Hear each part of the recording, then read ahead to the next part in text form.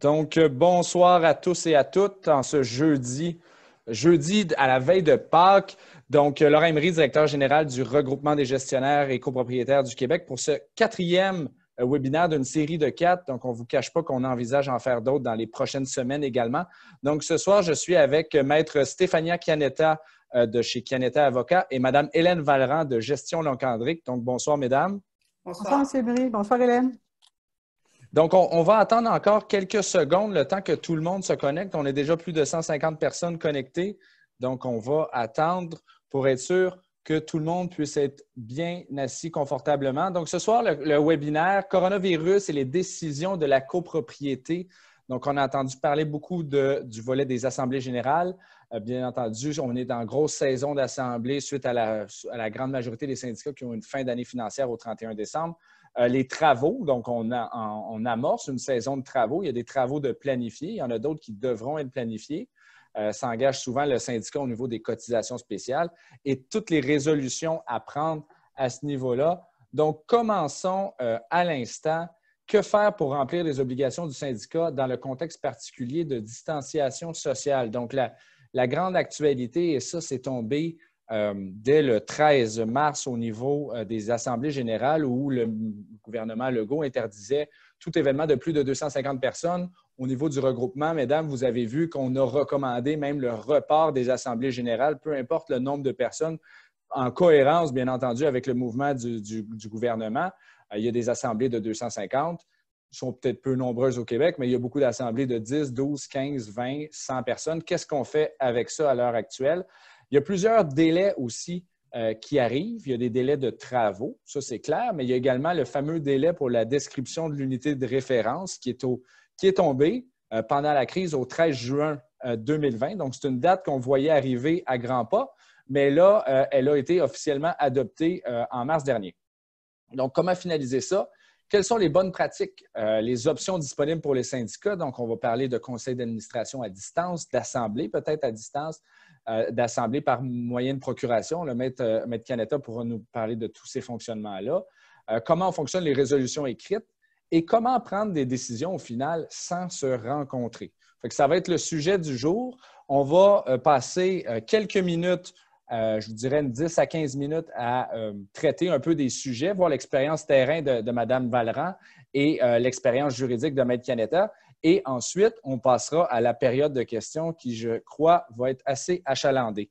Donc, Mme Vallerand, peut-être d'entrée de jeu, vous gérez plusieurs syndicats de copropriété, des grands, des petits. Comment ça se passe actuellement sur le terrain au niveau des conseils d'administration et des assemblées générales de copropriétaires? Quant au conseil d'administration, je vous dirais que de façon générale, on les tient. On les tient via les plateformes web. Ça va très, très bien. C'est relativement facile. Il y a différents outils sur le marché. Ça ne cause pas de problème. Au niveau des assemblées générales, le mot d'ordre est de les reporter. Alors, c'est ce qui se fait de façon générale. Dans certains cas, ce n'est pas possible, soit parce qu'on a besoin de fonds rapides ou on a besoin d'une décision pour lancer des travaux qui sont urgents, peu ou moins importants, mais ils sont urgents. Donc, on travaille encore là avec des assemblées dites virtuelles, puis on cherche à obtenir l'opinion de 100% des copropriétaires. Oui, c'est du travail parce qu'on va tenter de les rejoindre avec tous les moyens qu'on a, courriel, téléphone, tout ce qu'on peut trouver pour obtenir leur position, leur opinion sur leur sujet, leur droit de vote, somme toute.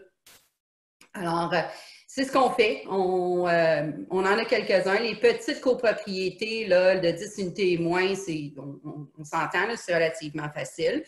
Hier, je travaillais avec un syndicat de copropriété de 50. Donc, on a une décision à obtenir d'ici la fin de la semaine prochaine. Donc, ça demande un petit peu plus de travail, mais on y arrive. Excellent. Maître Chianetta, pardon. Vous avez écrit cette semaine, puis dans les semaines passées, sur les différentes responsabilités des conseils d'administration à l'heure actuelle. Donc, on le sait bien, beaucoup d'assemblées ne se tiennent pas. Les conseils d'administration se tiennent. Ça, il n'y a pas de problème. Ça peut se faire par téléphone ou conférence vidéo. Quelles sont les responsabilités des administrateurs là, qui ne, dans le fond, l'année se poursuit sans élection, sans nouvelles élections, sans changement d'administrateur et sans consultation sur le budget.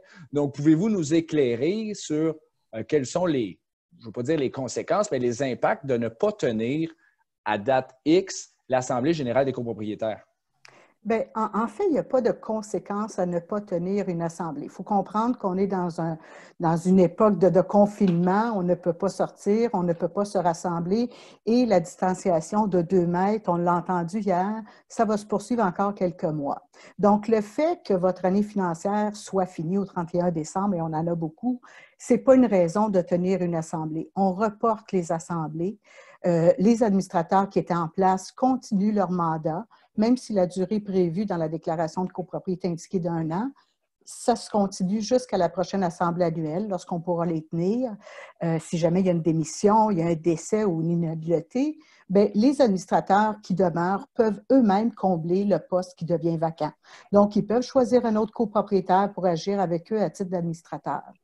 Pour les charges communes, il n'y a pas de problème non plus parce qu'on continue à payer les charges communes qui étaient payables. Donc, le nouveau budget, lorsqu'il y aura consultation dans le cadre d'une assemblée, bien, on fera un ajustement rétroactif sur les charges communes du nouvel exercice financier. Mais entre-temps, les anciennes charges communes demeurent puis elles sont redevables chaque mois au syndicat. Donc, il n'y a pas d'urgence en tant que telle. Je sais que vous allez me parler là, des fiches descriptives et de la date du 13 juin. On peut peut-être l'aborder, là.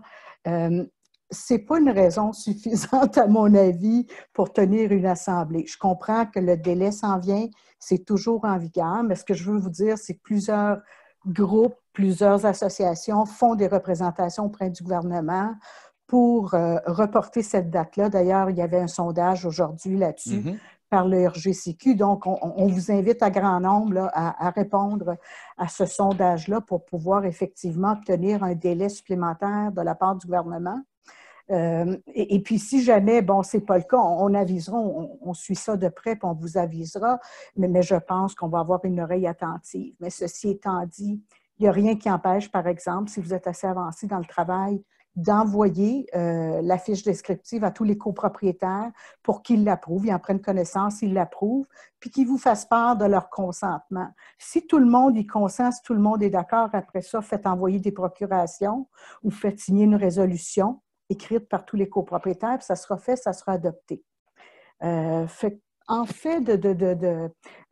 vous savez, je pense qu'en ce moment, il faut garder en tête que les assemblées ne doivent se tenir que dans un contexte d'urgence. C'est-à-dire, je n'ai plus d'argent dans mon budget pour faire face à mes obligations. J'ai épuisé mes moyens, c'est-à-dire j'ai contacté mes fournisseurs, j'ai pris des ententes de paiement, ça c'est fait, j'ai vérifié mon pouvoir d'emprunt dans ma déclaration de copropriété, j'ai emprunté, mais malgré ça, je suis obligée d'aller chercher de l'argent parce que j'ai une urgence. Ce sont les cas où il faudrait avoir une assemblée, mais ce sont les seuls. Excellent. La question se pose déjà de la part des auditeurs ce soir. Une personne mentionnait comme quoi la question, c'est comment faire approuver une cotisation spéciale. Puis là, dans ce cas-ci, M. Pouliot nous dit que ce n'est pas dans le cadre de travaux, mais c'est vraiment pour pouvoir payer les comptes conventionnels. Hein, parce que ça, je pense que ça a déjà été abordé. Le syndicat de copropriété a des obligations financières envers, bon, souvent Hydro-Québec, l'assureur, l'entretien ménager, surtout dans les circonstances actuelles, les gestionnaires sur place. Mais reste-t-il que tous les travaux, l'entretien paysager, tout ça pourra être reporté.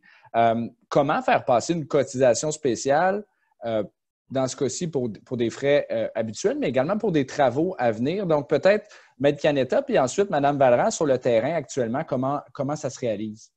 Bien, en fait, comme je le disais, c'est ça. C'est pour des travaux à venir qui ne sont pas urgents. Il n'y a pas de nécessité de procéder à la consultation sur une cotisation spéciale en ce moment. Si c'est pour payer l'assurance, puis je sais que les primes d'assurance, c'est souvent un gros paiement, je vous invite dans un premier temps, puis c'est ce que j'ai recommandé là, depuis le début, c'est d'appeler l'assureur et de prendre une entente de paiement échelonnée. Prenez des ententes et non pas payables en 2 versements, mais plutôt tous les mois. Ça permettra de recevoir les charges communes chaque mois des copropriétaires et de payer à même ces montants-là. Si malgré ça, malgré le pouvoir d'emprunt que vous avez en tant que conseil d'administration, vous avez besoin effectivement de procéder à une assemblée de consultation sur un budget spécial, ça dépend de la grandeur du syndicat. Comme disait Mme Vallerand, c'est plus difficile dans des grandes copropriétés, mais dans des petites et moyennes copropriétés, on pourrait tenir une assemblée de façon virtuelle, que ce soit sur une des plateformes qui sont présentement disponibles, mais il y a façon. Je vous invite évidemment à consulter votre conseiller juridique pour prendre les moyens requis là, pour s'assurer que tout est fait correctement, parce que les administrateurs ont quand même un devoir de prudence. Donc, il faut qu'ils fassent attention à ce qu'ils font et de s'assurer que ça ne sera pas contesté.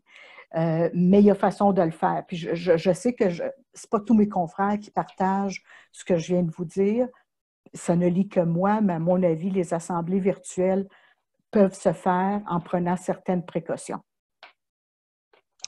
Donc, Mme Vallerand, sur le terrain actuellement, vous nous avez parlé, il peut se voir des assemblées virtuelles. Est-ce qu'on voit également des syndicats de copropriété fonctionner par procuration? Donc, l'ensemble des personnes envoient une procuration à des administrateurs avec une décision déjà préétablie pour une augmentation des charges, que ce soit une cotisation spéciale ou une augmentation des charges communes conventionnelles? Oui. Oui, c'est aussi une façon de faire. Alors, on travaille, on invite les copropriétaires à une rencontre un peu comme on a ce soir. On discute du budget, on le présente et par la suite, on demande à tous les copropriétaires de retourner à leur conseil d'administration, le gestionnaire, en l'occurrence, leur formulaire de procuration. Puis c'est, comme je mentionnais un peu plus tôt, pour ma part, pour être sûr que personne ne conteste cette décision-là, on travaille à obtenir 100% des réponses. Alors, aucun copropriétaire pourra nous dire qu'il n'a pas été consulté. Excellent. Maître Canetta, on parle beaucoup d'assemblées virtuelles ou de conseils d'administration virtuels. Est-ce qu'il y a des critères de base en termes de, que ce soit de confidentialité ou des exigences minimales à avoir pour tenir une rencontre, par exemple, du conseil d'administration de façon virtuelle? Est-ce que tout le monde doit être présent? Est-ce que tout le monde doit aviser s'il peut être présent ou non?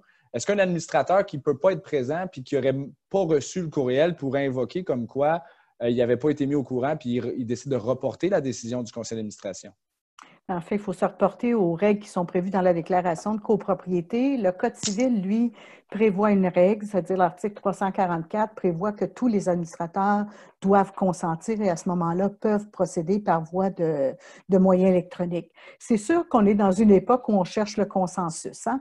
Alors, si mon co-administrateur n'est pas en mesure de joindre la réunion, bien, je vais trouver un moment qui convient aux 3, 4, 5 administrateurs pour être ensemble puis pour pouvoir prendre les décisions. Donc, oui, il faut qu'il y ait consensus, il faut que tous y consentent.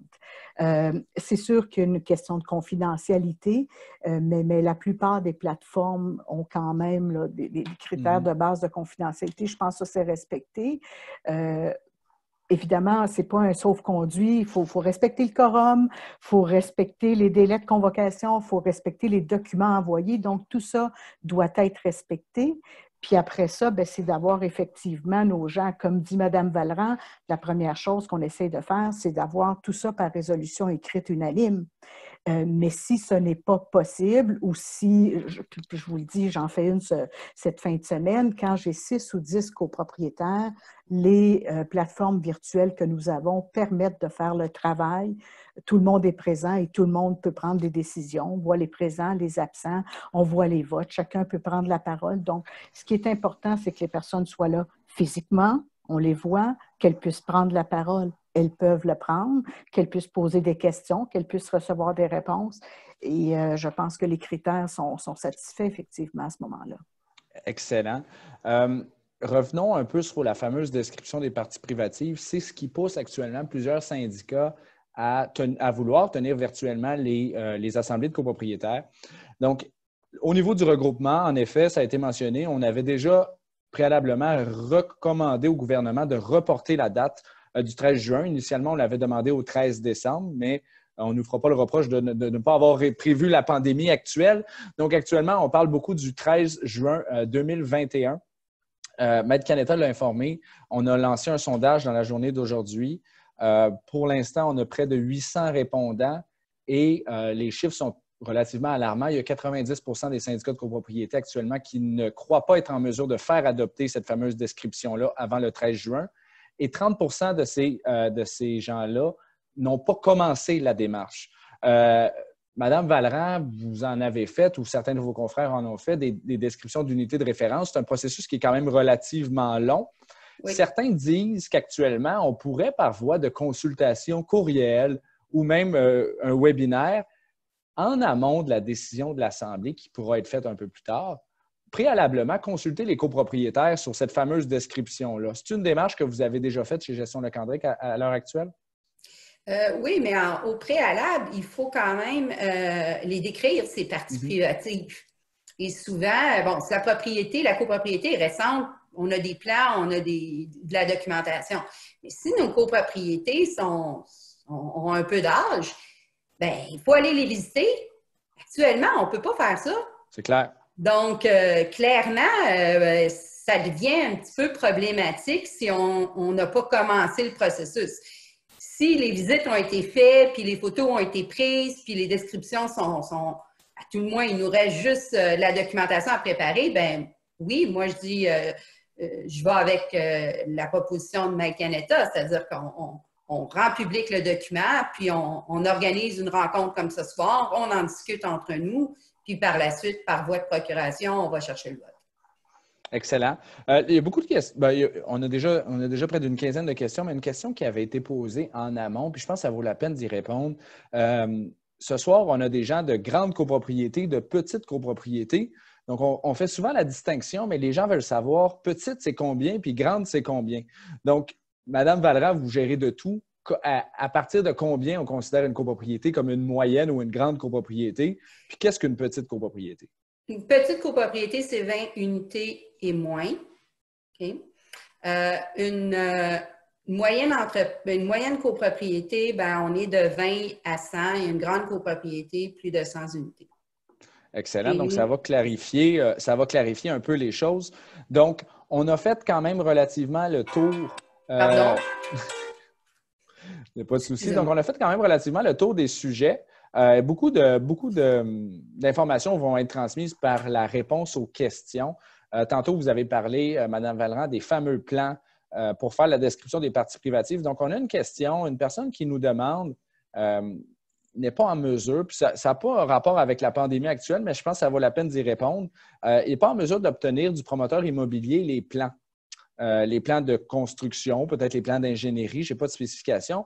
Maître Canetta, c'est une nouveauté du projet de loi 16. Quels sont les recours des syndicats de copropriétaires pour obtenir les plans des différents professionnels du bâtiment? Mais là, on parle d'un bâtiment récent ou… Je n'ai pas de précision, mais on peut y aller de façon générale, puis peut-être que monsieur ou madame pourra préciser par après. Bien, en fait, le projet de loi 16 prévoit qu'on peut aller chercher ces plans-là auprès des professionnels maintenant. Donc, on pourrait adresser une demande à l'architecte ou à l'ingénieur qui a préparé les plans et les avoir de ces professionnels-là si le promoteur refuse effectivement de nous les fournir. Ça serait un moyen alternatif. Excellent, parfait. Donc, on a une question ici au niveau des charges communes et du fameux budget. Le réflexe est de dire que le budget n'a pas à être approuvé et adopté à l'Assemblée des copropriétaires. Donc, la question de monsieur est à quoi ça sert donc d'avoir une résolution pour le maintenir ou pour l'augmenter? Donc, peut-être, Maître Canetta, pouvez-vous nous éclairer là-dessus? Bien, en fait, la loi oblige la consultation des copropriétaires sur le budget.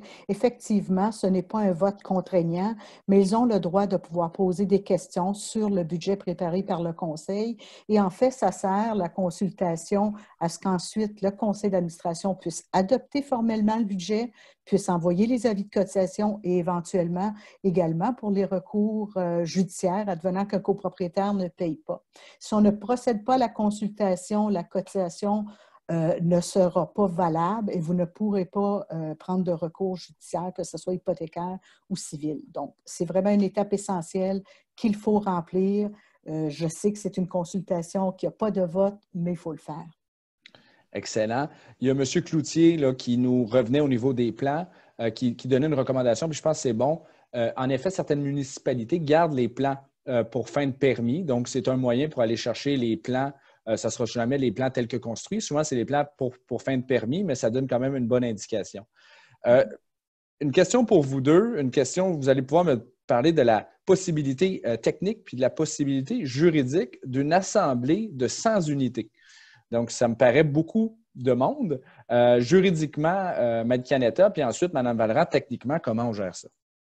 Bien, c'est certain que la première chose encore là, c'est d'évaluer la pertinence de tenir cette assemblée-là, savoir est-ce qu'elle est vraiment urgente et nécessaire. Si c'est le cas, après avoir vérifié tout ça, bien, c'est de se dire est-ce qu'on est capable de procéder par résolution unanime écrite de tous les copropriétaires. Donc, et là, ce qu'on fait, c'est qu'on envoie la résolution à chacun des copropriétaires par courriel. Chacun la signe de son côté, l'imprime, la signe, prend une photo ou bien la scanne, la numérise et la renvoie au conseil d'administration qui va les compiler. Ça n'a pas besoin de résolution écrite unanime, ça n'a pas besoin d'être signé sur la même feuille par tout le monde. Ça pourrait être 100 signatures sur 100 feuilles différentes. Ce n'est pas ça le problème. Si on n'est pas capable de fonctionner par résolution écrite unanime, bien à ce moment-là, comme je vous disais tantôt, il y a possibilité de procéder par voie que j'appelle virtuelle, dans une salle virtuelle. À 100, c'est plus difficile. Donc, je m'assurerais soit d'avoir des procurations, soit d'obtenir l'autorisation de la Cour pour procéder de cette façon-là. Ce qui n'est pas le cas dans des petites copropriétés où on arrive à tenir des assemblées là, de 20 personnes et moins sans problème. Madame Vallerand? Je partage un peu l'opinion de Maître Canetta. Faut se voir. C'est la base d'une assemblée virtuelle ou physique, c'est faut se voir. Alors, actuellement, les plateformes que moi je connais, 100 personnes, ça fait des petits carrés. Donc, il existe peut-être des outils que je ne connais pas puis qui permettent des assemblées virtuelles assez nombreuses. Je peux imaginer, là, j'ai entendu, je lisais dernièrement là, que les banques le font à Toronto, j'imagine qu'ils sont plus que 20 dans leur assemblée générale annuelle. Donc, il existe probablement des logiciels qui nous permettraient de le faire. Quant au décompte des quorums, le décompte des voix, encore là, il faudrait que je fasse un petit peu de recherche pour savoir s'il existe des outils qui ne seraient pas contestables, que l'usage de ces outils-là ne serait pas contestable. Là, parce excellent. que c'est pas si évident.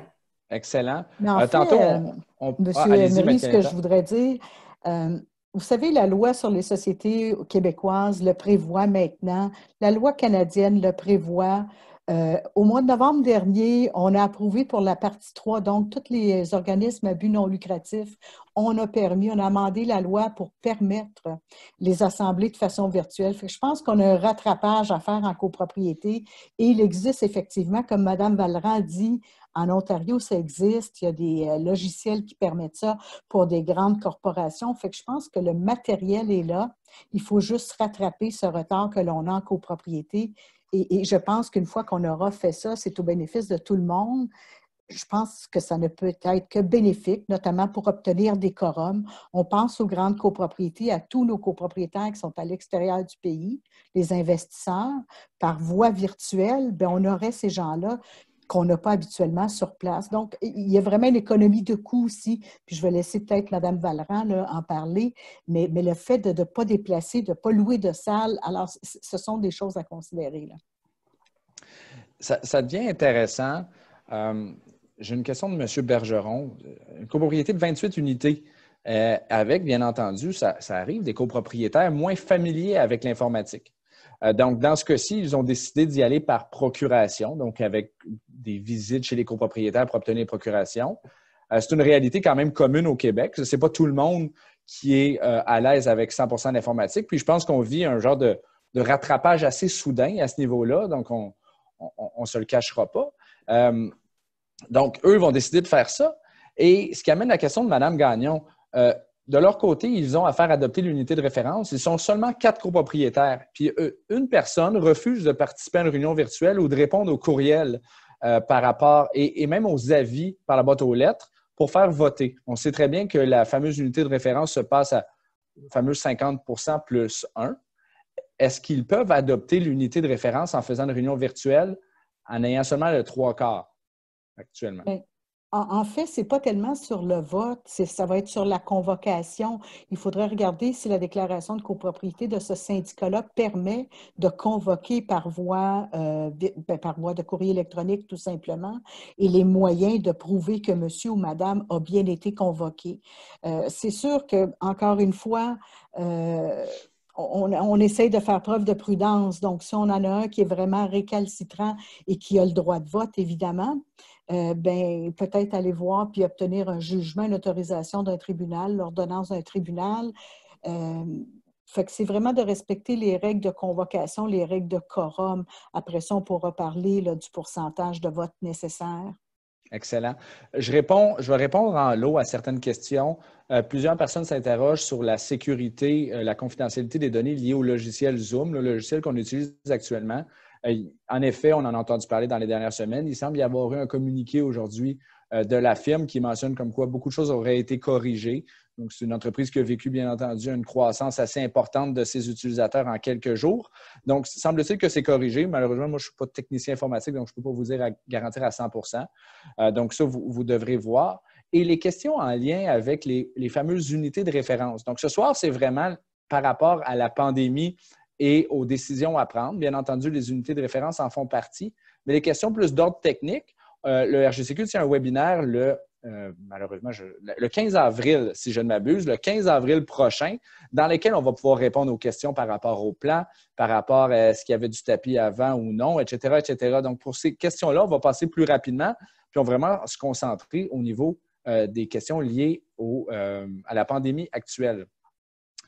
Donc, si je retourne ici, donc, une question, puis ça vaut la peine parce qu'on parlait des résolutions en lien avec les travaux à faire puis les cotisations spéciales. Est-ce qu'un syndicat de copropriété pourrait être admissible au compte d'urgence pour les entreprises canadiennes? Donc, on a entendu parler de près de 40 000 avec un 10 000 peut-être non remboursable et zéro intérêt sur les 30 000 C'est une question qui s'est posée. Madame Vallerand, à l'heure actuelle, est-ce que certains de vos syndicats ont eu à obtenir des prêts, que ce soit au niveau de l'État ou d'institutions financières conventionnelles?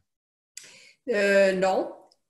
Puis je vais être honnête, ça ne sera pas facile parce que bien que les gouvernements sont très, très, très généreux dans leurs programmes actuellement, je ne suis pas certaine, puis je n'ai pas validé, là, mais je ne suis pas certaine que le 40 000 s'applique aux syndicats de copropriété. Il faut avoir des employés. Alors, ce n'est pas tous les syndicats c'est quand même pas une majorité de syndicats qui ont des employés.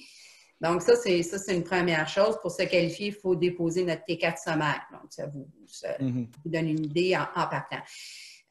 Puis, pour les créanciers hypothécaires, ce qu'on connaît actuellement, il ne faut pas oublier que leur créance est garantie par les frais de copropriété.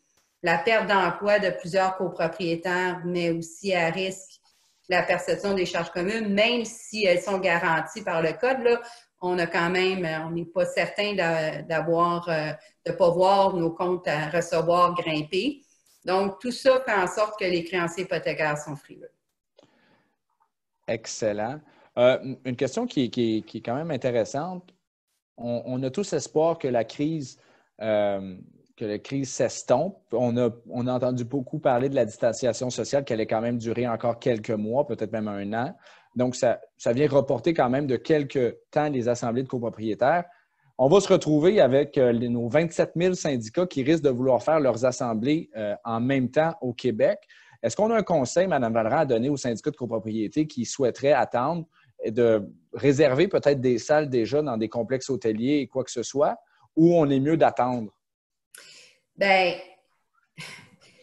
qui connaît la date? Je veux dire, on peut réserver, mais on va canceller donc, je vous dirais que c'est peut-être un petit peu tôt pour planifier parce qu'on a septembre, on a tous septembre en tête. Là. On sait que les assemblées générales durant l'été, ça joue, les quorums sont un petit peu sensibles, mais tant et aussi longtemps qu'on ne connaîtra pas une date et qu'on n'aura pas une meilleure idée de ce qui s'en vient, je pense que c'est prématuré de réserver des salles. Là. Mais essayons de trouver des façons créatives de tenir nos assemblées générales. Puis je compte beaucoup, beaucoup sur l'équipe juridique pour nous aider. Excellent. On a parlé tantôt de résolution écrite, de procuration. Certaines personnes nous parlent de, ben, en effet, on ne peut pas cogner aux portes actuellement, ou du moins, ce n'est pas suggéré. Euh, une procuration courriel, Maître Canetta, ça ressemble à quoi? Comment on valide ça à l'heure actuelle? Bien, écoutez, comme je disais tantôt, en fait, c'est d'imprimer la procuration qu'on nous envoie par courriel, la signer, faire une photographie et la retourner au conseil. Présentement, les notaires sont autorisés à poser, à signer des actes de façon technologique. Donc, il n'y a rien qui empêche un copropriétaire de signer sa procuration par courriel et de la renvoyer au conseil de la même façon. Si on n'a pas un télécopieur ou un scan, on prend une photographie avec son téléphone intelligent puis on l'envoie. Donc, c'est simple. Je ne penserais pas qu'il y ait de contestation au niveau de la signature des personnes. Puis, à la limite, c'est vraiment envoyé au copropriétaire lui-même. Là, je ne vois pas qui pourrait signer à sa place et qui aurait l'intérêt à le faire. Alors, je ne pense pas que l'enjeu soit là. C'est facile, comme je vous dis, puis tantôt, vous parliez des plateformes et vous me dites, bon, c'est sûr que ce n'est pas tout le monde qui a une tablette, puis ce n'est pas tout le monde qui a un portable, ou ce n'est pas tout le monde qui a des téléphones intelligents, mais la plupart des plateformes permettent également de se joindre à des réunions, des assemblées par voie de téléphone terrestre. Alors, c'est sûr, on n'aura pas l'image, mais la personne sera présente et pourra participer. Donc, je sais que certaines copropriétés ou certaines personnes sont moins outillées informatiquement.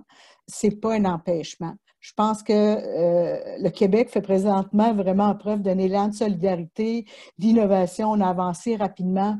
Je pense que la copropriété doit vraiment embarquer là-dedans puis qu'on doit travailler dans ce sens-là pour éviter aussi les goulots d'étranglement là, qui vont se produire lorsque tout ça va être rétabli. Excellent. Une question de Jocelyne qui nous demande quels autres logiciels que Zoom peuvent être utilisés. Au niveau du regroupement, on a envoyé un communiqué dans les derniers jours à ce niveau-là sur les différents systèmes possibles, que ce soit informatique ou par téléphone, parce qu'il y a beaucoup de choses qui peuvent se faire par téléphone. Donc, vous trouverez le détail sur le site web, sur la page d'accueil, où vous trouvez l'ensemble des communiqués et vous allez avoir l'information. En effet, certains nous posent des questions. J'ai plusieurs copropriétaires qui n'ont pas de courriel. Comment faire?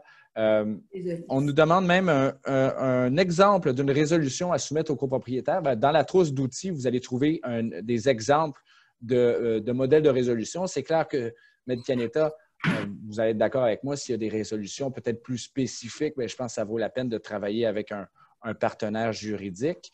Ça, il n'y a pas faute à ce niveau-là.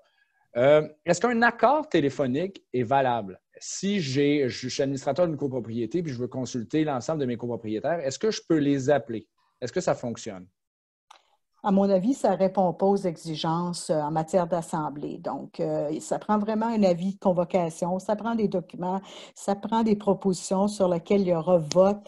Et donc, non, ça ne répondrait pas. Excellent. Une autre question qui est peut-être plus d'ordre de santé publique. Une personne demande, ils sont 3 sur le conseil d'administration, est-ce qu'ils peuvent tenir la rencontre à l'extérieur à 2 mètres de distance un de l'autre? Je ne me trompe pas en disant qu'actuellement, je ne crois pas que ce soit une procédure qui soit très recommandée. On entend parler d'amendes de 1 000 à 6 000 $ de protestation à ce niveau-là. Donc, je pense que c'est mieux à ce moment-là de la reporter puis éventuellement de la faire par téléphone si possible. Ça, c'est clair. On se fait poser la question, puis je pense que c'est un peu en dehors du sujet, mais ça a rapport avec la COVID. C'est quoi la procédure pour la santé publique pour avertir les gestionnaires ou les administrateurs d'un cas confirmé? Donc, Mme Vallerand, recevez-vous à l'heure actuelle, comme gestionnaire de plusieurs immeubles, de la direction régionale de santé publique, un avertissement pour vous dire qu'un de vos copropriétaires serait confirmé avec la COVID-19? Non. Ce qu'on a demandé, par exemple, à nos copropriétaires, c'est de nous en informer. C'est clair, pour des mesures de sécurité, puis je pense que c'est évident, là. L'information est restée confidentielle, mais nous informons l'ensemble des résidents qu'il y a un cas confirmé dans l'immeuble. Puis il y a des mesures d'hygiène, de nettoyage qui sont accrues. Excellent. Et on se doit d'informer nos résidents. Excellent. On reçoit plusieurs questions. Malheureusement, on n'aura pas le temps de répondre à tout. On va en prendre quelques-unes pour finir. On a entendu parler hier et aujourd'hui peut-être d'une reprise des chantiers plus tôt que le 4 mai. est-ce que les syndicats, Maître Canetta, pourront mettre en place des exigences additionnelles pour protéger les personnes âgées de 70 ans et plus lorsque les travaux vont reprendre, qu'ils soient en matière de travaux dans les parties privatives ou dans les parties communes? Bien, écoutez, je n'ai pas de boule de cristal, moi non plus. Je ne sais pas ce que le gouvernement va vouloir faire et la progression de la remise en branle là, de l'économie. Mais une chose est sûre, que les chantiers recommencent, ça ne veut pas dire pour autant que les déplacements dans les parties communes, la circulation va être rétablie. Donc, il va falloir suivre les recommandations, les exigences gouvernementales et puis on décidera au fur et à mesure là, que chaque situation sera levée, là, en fait, que les exigences seront levées. Mais il est trop tôt pour dire qu'est-ce qu'on va faire. C'est de l'incertain. Parfait. Question de monsieur... Madame Vallerand, peut-être que... Oui, pardon. Vous me permettez, il y a quand même des réalités sur le terrain, à savoir qu'on a des travaux d'urgence, un dégât d'eau. On a nommé que ceux-là, des incendies. Bon, on n'en a pas eu encore, mais tant mieux. Mais des dégâts d'eau, on en a malheureusement tous les jours. Et il y a une procédure à suivre. Puis oui, on se doit de protéger nos gens qui sont à risque, que ce soit dû à leur âge ou leurs conditions de santé. Et on se doit de le faire. Puis je pense qu'on va devoir continuer à le faire. Excellent. Que les travaux soient planifiés ou non. Excellent. Question de M. Lavigne qui peut-être un peu pessimiste, qui se demande s'il n'y a pas d'urgence, est-ce qu'on pourrait tenir l'année prochaine, à pareille date, les deux assemblées générales, une à la suite de l'autre? Donc, on continue l'année sans assemblée générale, puis l'année prochaine, on entérine deux assemblées, une à la suite de l'autre, si, rendu là, les conditions nous le permettent. Est-ce possible, Maître Canetta, de jamais tenir l'assemblée générale dans la prochaine année? En fait, je ne le suggère pas. Je n'ai pas vraiment, je l'avoue bien humblement, je n'ai pas vraiment réfléchi à ça. Mais rapidement, ce que je dirais, je proposerais probablement qu'on tienne les deux assemblées, une à la suite de l'autre, oui, et non pas en même temps. Question de formalité, là, tout simplement, de remplir nos obligations en tant que syndicat. Mais bon, on va voir comment la situation va évoluer, effectivement. Est-ce qu'on va pouvoir en tenir à l'automne ou après? Ça va être à analyser là, au cas par cas, là, dépendamment. Parfait. La dernière question avant le mot de la fin. Certains syndicats de copropriété de la grande région de Montréal ont reçu, Mme Vallerand, vous avez peut-être entendu parler sur le terrain, des nouvelles directives de la direction régionale de santé publique de Montréal qui parlent d'interdiction de visites autres que pour des raisons humanitaires. Là. Donc, on parlait d'amener nourriture à soit une personne âgée ou rencontre d'une proche avec une nouvelle maman. C'est une directive qui est arrivée assez rapidement hier. J'ai déjà entendu parler comme quoi il y aurait un nouveau document amendé qui soit peut-être moins restrictif. Actuellement, comment vous gérez les visites de personnes extérieures ou de livreurs dans les unités? Ce que la Ville a demandé, c'est ce qu'on a demandé à nos résidents depuis, je vous dirais, la mi-mars, peut-être pas le 12, mais le 20, le 25, de limiter la circulation dans les espaces communs. Alors, le copropriétaire, le résident, on lui demande de descendre en bas à la porte, aller venir chercher sa livraison. S'il était confiné, là, nos voyageurs, nos baby boomers là, sont rentrés, mais au moment où il y avait la quarantaine, puis on en avait beaucoup dans nos immeubles, bien, on demandait aux voisins de descendre chercher la livraison. Vraiment, il faut limiter la circulation à l'intérieur de nos parties privatives, de nos parties communes, pardon.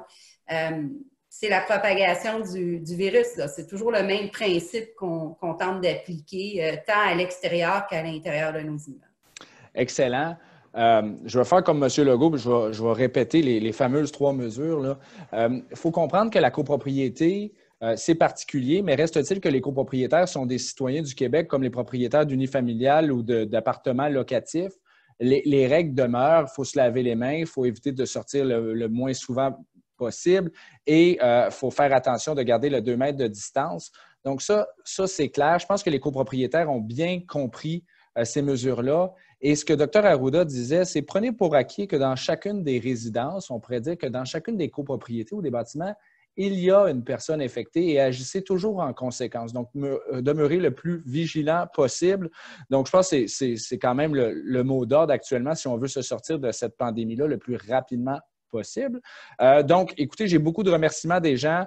Maître Canetta, merci beaucoup. Madame Vallerand, merci également.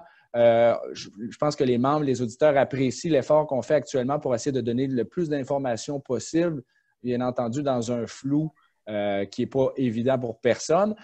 Pour ceux et celles que ça intéresse, les webinaires sont disponibles en rediffusion sur la même page d'accueil où vous avez consulté actuellement, puis vous avez cliqué sur le lien. Et je vous invite à écrire au info@rgcq.org si vous avez des suggestions de sujets qu'on n'aurait pas discuté dans les derniers jours. Donc, on a parlé, bien entendu, des mesures de distanciation. On a parlé des finances en copropriété. On a parlé de tous les éléments techniques. Et ce soir, on parlait de la prise de décision, que ce soit en Assemblée générale et Conseil d'administration. Donc, si vous avez d'autres sujets, d'autres préoccupations, n'hésitez pas à nous écrire et on validera la possibilité de créer d'autres webinaires au courant des prochaines semaines en espérant que cette crise-là s'estompe de plus en plus rapidement. Donc, encore une fois, au nom du regroupement des gestionnaires et copropriétaires du Québec, merci à vous deux et merci à toute l'équipe derrière cette formule webinaire. Donc, bonsoir à tous et bon long week-end. Joyeuse Pâques à tous. Oui, bonsoir. Bonsoir.